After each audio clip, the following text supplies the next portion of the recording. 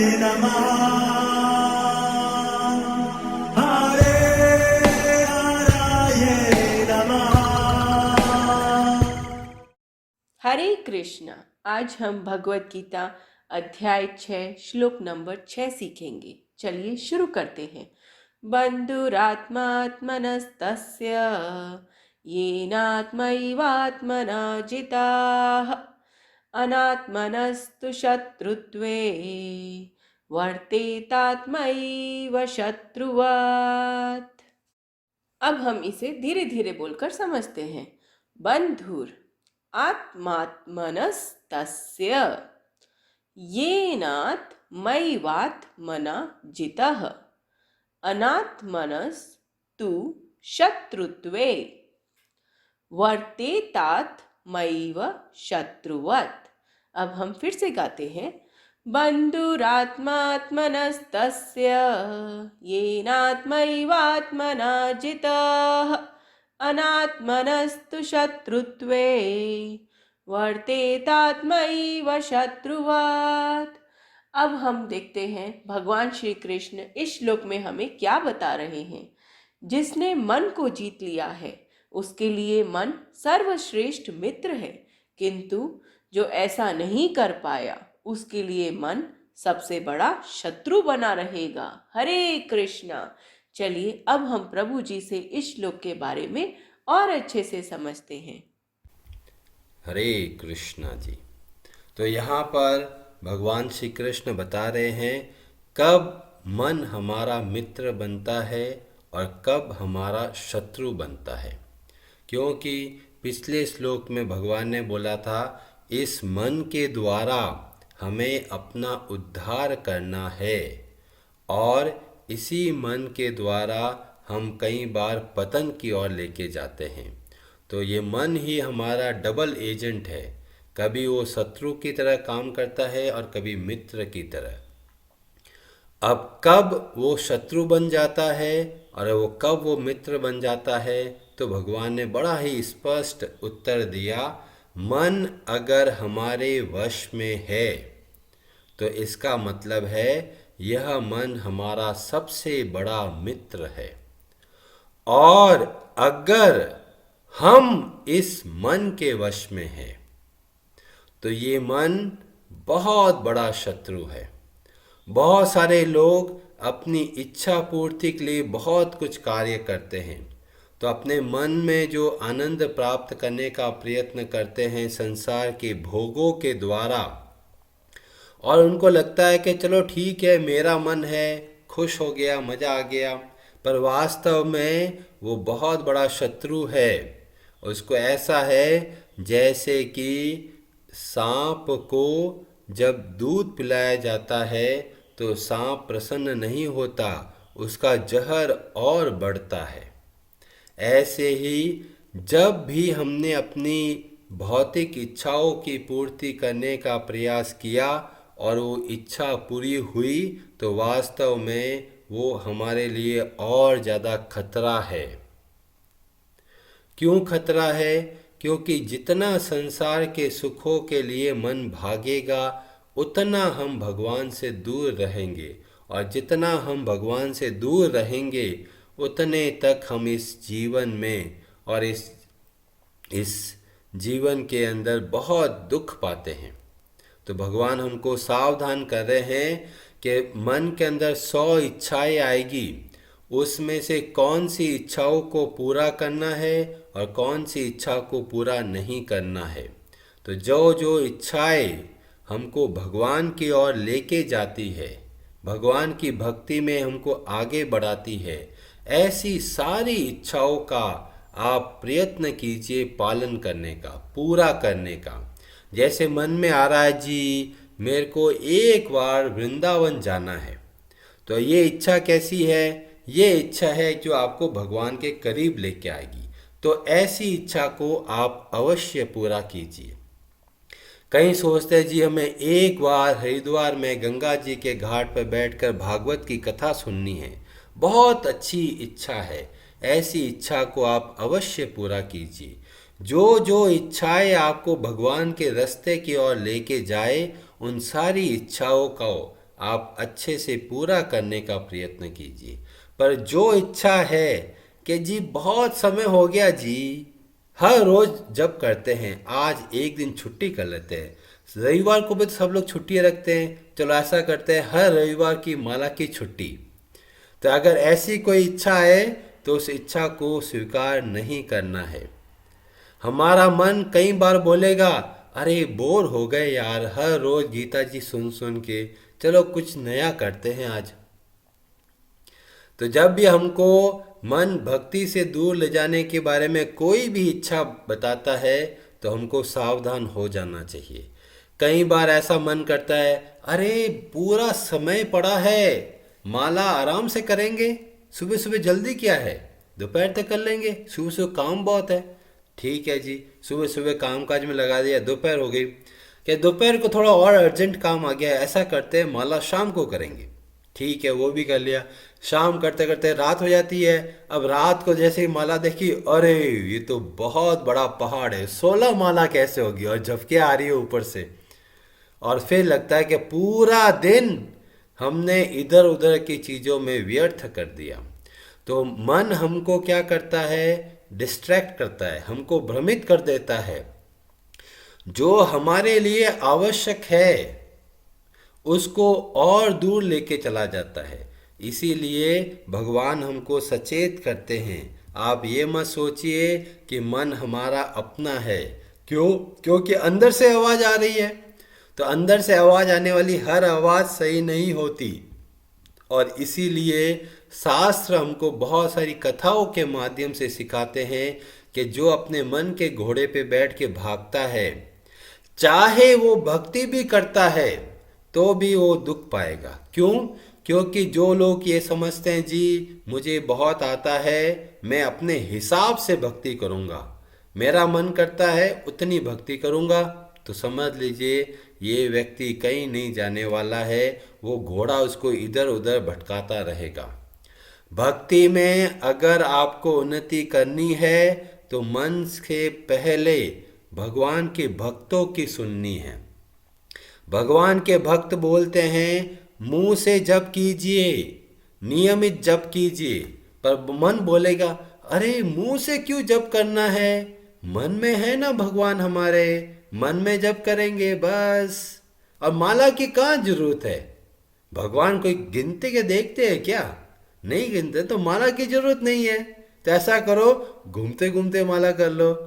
और कभी करते हैं कभी नहीं करते, तो मन में आता है अरे तुम बहुत करते हो माला, इतनी ज़्यादा करने की जरूरत नहीं, अभी उम्र क्या है भक्ति करने की, 60-70 साल के हो गए तब जाके सोचना है, क्या अभी तो जीवन का ऐश लूटो। तो मन हमको जगह जगह पे धोखा देता है और हम हर बार फिसल जाते हैं। इसीलिए भगवत गीता का ज्ञान का ये बहुत बड़ी कृपा है कि हमें बता रहे हैं कि हमारे आसपास शत्रु कौन कौन है और वो कैसे कार्य करते हैं। तो हमको अपने मन के भरोसे पे भक्ति नहीं करना है, हमको भक्ति करनी है गुरु, साधु और शास्त्र के कहे अनुसार। अगर आपको कोई संदेह है तो अपने हिसाब से मत चलिए, पूछिए। तद विद्धि प्रणिपातेन परिप्रश्नेन सेवया। जब आप प्रश्न करते हो, जी प्रभु जी मेरे मन में प्रश्न आ रहा है, माला की कहाँ जरूरत है, बहुत बढ़िया प्रश्न है। अगर अपन ऐसे प्रश्न करते हैं तो हमें प्रमाणिक उत्तर मिलता है। मन के भरोसे पर अपने हिसाब से मत चलिए। स्पेशली बहुत सारे लोग भक्ति के अंदर भी अपने मन के घोड़े पे बैठे ही होते हैं। तो जब हम भक्ति करते हैं तो बोला कि हमें भक्तों के संग में करना है। अब ये संग क्या है, उन्होंने जैसा रास्ता बताया है उसके अनुसार हमको चलना है। महाजनो येन गता स पंथा। और यह मन छोटी सी गलती को बहुत बड़ा बनाता है। तो हमको क्या करना है, जब भी ये मन छोटी सी गलती को बड़ा बनाए तो हमको सावधान हो जाना चाहिए। कई लोग छोटी सी बात पे नाराज हो जाते हैं, अरे जी उन्होंने हमारा आदर सत्कार नहीं किया, अब नहीं जाएंगे हम उनके पास। तो वास्तव में आदर सत्कार नहीं हुआ तो मन को बहुत ठेस लगती है, क्योंकि मान और अपमान की सारी भावनाएं उस मन के पास है। इसीलिए भगवान बोलते हैं, जो मान और अपमान में सम रहता है वह भक्ति में आगे बढ़ पाता है। तो जब कोई अपमान होता है तो जलते हैं, अरे इसने मेरा अपमान कर दिया, तो समझ लीजिए ये हमारे मन का धोखा है और उसी वक्त हमको सावधान हो जाना चाहिए और सोचा जी ठीक है, बहुत लोग होते हैं कई बार सम्मान नहीं कर पाए किसी कारण से, तो हमें क्यों चिंता करना है। तो इस तरीके से हमें अपने मन को नियमित रूप से चेक करते रहना है कि पता नहीं कब कौन सी इच्छा कब आ जाए। तो इसीलिए बहुत सारे ऐसे भक्त को देखा है, तो भक्ति तो करते हैं पर साथ में विषयों के प्रति इच्छाएं बहुत है कि जी हमको ये मिल जाए तो मज़ा आ जाएगा, ये मिल जाए तो मज़ा आ जाएगा। तो ऐसे भक्त को चाहिए कि और भक्तों का संग करे, जिससे कि उनके मन में भौतिक इच्छाएं वो कम होने लगे, क्योंकि जितना संसार में इच्छा करेंगे उतना हम इस संसार में बंधते चले जाते हैं। और इस बात को बताते हुए कि ये जैसे कोई मछली होती है, मछली को कोई दाना डाल देता है, वो वास्तव में दाना किस लिए है? पकड़ने के लिए। और मछली को लगता है हा मज़ा आ रहा है, बहुत ही स्वादिष्ट भोजन लटक रहा है, और जैसे ही मुंह में डालती है फंस जाती है। और यही होता है उन सब के साथ में जो भोगों को या भोगों के प्रति अपने मन को बार बार लगाते हैं, संसार के सुख भोगने की इच्छा करते हैं, वो सब उस मछली की तरह फंस जाते हैं। और किस में फंस जाते हैं? इस संसार के दुखों में। क्योंकि जितने ये विषय भोग है वो वास्तव में क्या है? ये एक दुख का रूप है। तो सावधान करते हुए भगवान बोलते हैं कि जो इच्छाएं हमारे अंदर आती है और उसको ध्यान में रखकर हमें उसको फिल्टर करना है, कौन सी इच्छा सही है, कौन सी इच्छा गलत है। पर कई बार क्या होता है, ये निर्णय नहीं ले पाते कि क्या इच्छा सही है या ये गलत है। कुछ इच्छाएं तुरंत पता चल जाती है, कुछ इच्छाओं में समय लगता है। तो इसीलिए बोला गया, शास्त्रों के अध्ययन के द्वारा अपनी बुद्धि को कुशाग्र करना चाहिए। जब बुद्धि को कुशाग्र करते हैं तो हमें पता चलता है कि ये इच्छा हमारी सही है और क्या गलत है।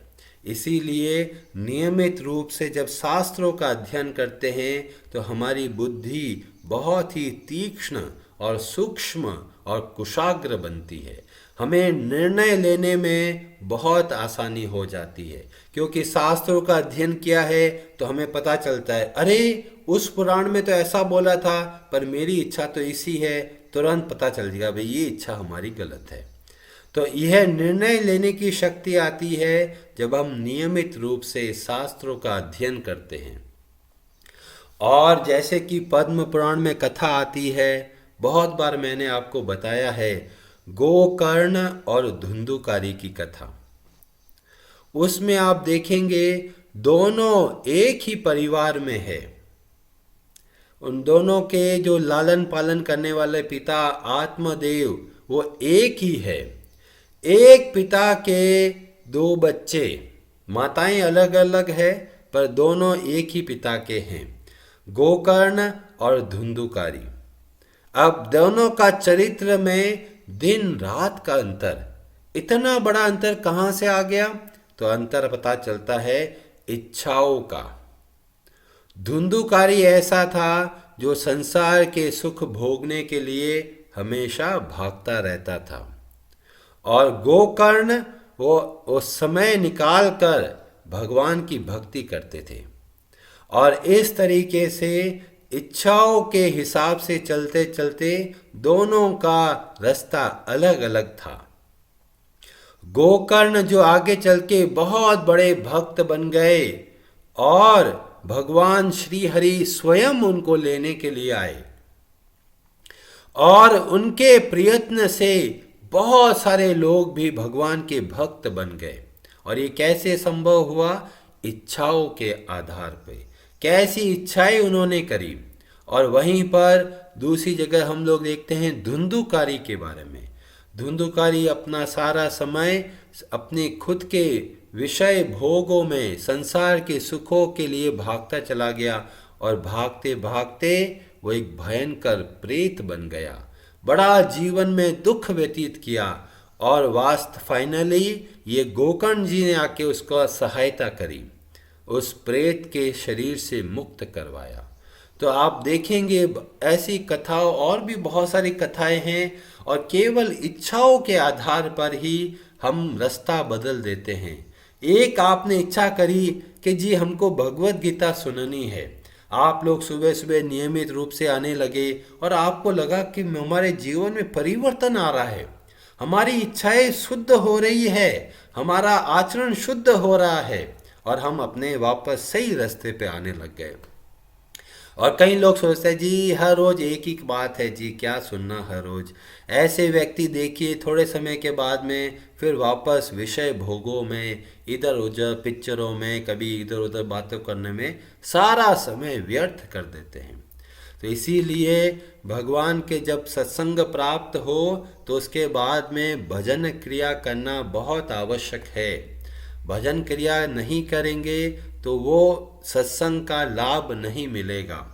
जो भी आप कथा सुनते हैं, जो भी आप श्लोका समझने का प्रयत्न करते हैं, उसको उस दिन प्रयत्न कीजिए कि उस दिन दोहराए।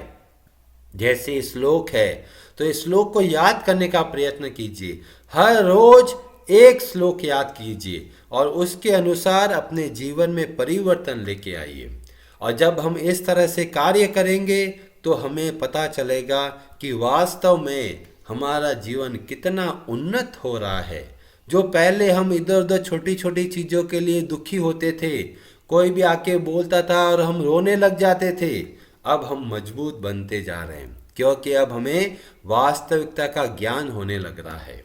इसीलिए आप सबसे निवेदन है, आप भी सावधानी पूर्वक हर रोज इस तरह का सत्संग लेते रहिए। और भी जो भक्त लोग हैं, जो बेचारे ब्रह्मांड भ्रमिते इस पूरे ब्रह्मांड में भटक रहे हैं, उनको आप भगवान की भक्ति का मार्ग बतलाइए, आप उनको भी प्रचार कीजिए और इस तरह से अपना जीवन भी भक्तिमय बनाइए और अन्य लोगों को भी भक्ति का मार्ग बतलाइए। हरे कृष्णा जी, आप सबका बहुत बहुत धन्यवाद।